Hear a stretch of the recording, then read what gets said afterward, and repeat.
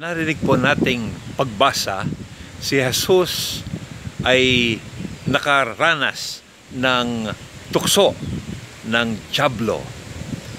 At sa gitna ng kanyang pag-ayuno at pagre-retiro sa disyerto, mahina ang kanyang katawan, ngunit punong-puno naman ng lakas at kapangyarihan ang kanyang kaluluwa, sapagkat siya po ay nakiisa sa 40 days and 40 nights sa kanyang amang minamahal.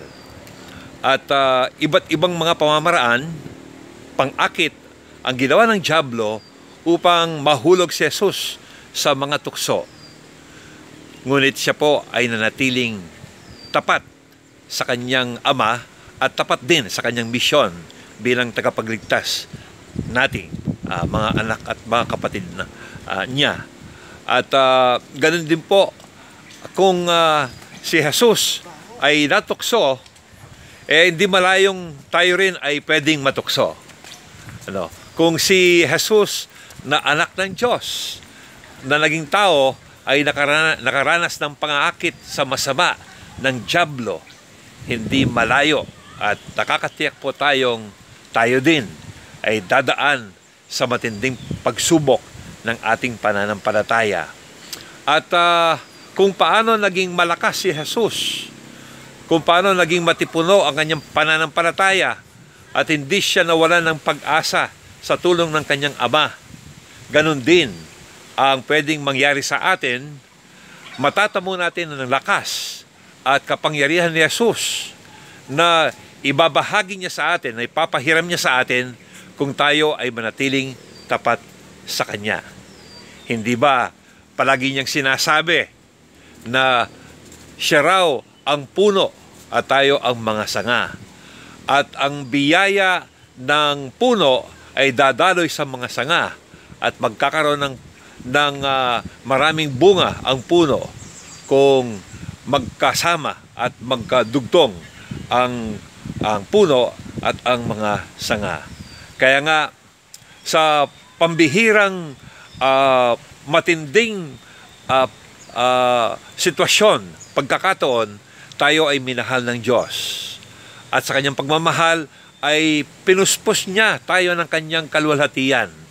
At tayo nga lang ang pwedeng tumanggap dito kung bukas ang ating puso at pag-iisip.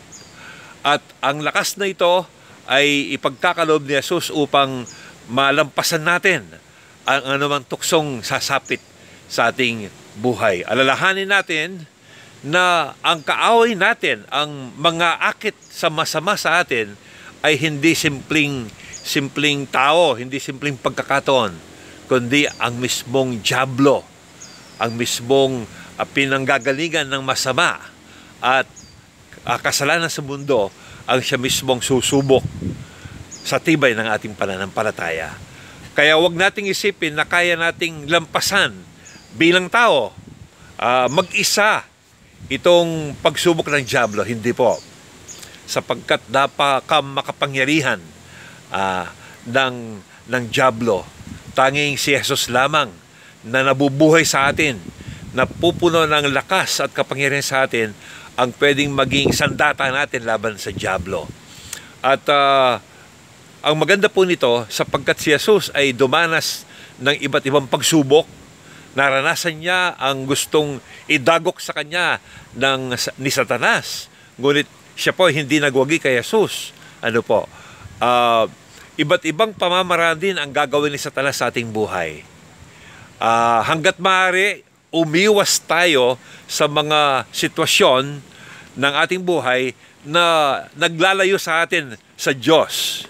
Ngunit, kung tayo po ay haharap sa anumang pagsubok at hindi po malayo na tayo ay gigitna sa matinding pagsubok, alalahanin natin na hindi po tayo nag-iisang haharap sa mga ito kung tayo po ay nananatiling nakadugtong, kung tayo po ay malalim ang ating pananampalataya at hinahayaan natin ng Diyos na mabuhay sa atin. At ipagdasal natin ang ating sarili at lahat ng mga taong dumadaan sa matinding pagsubok.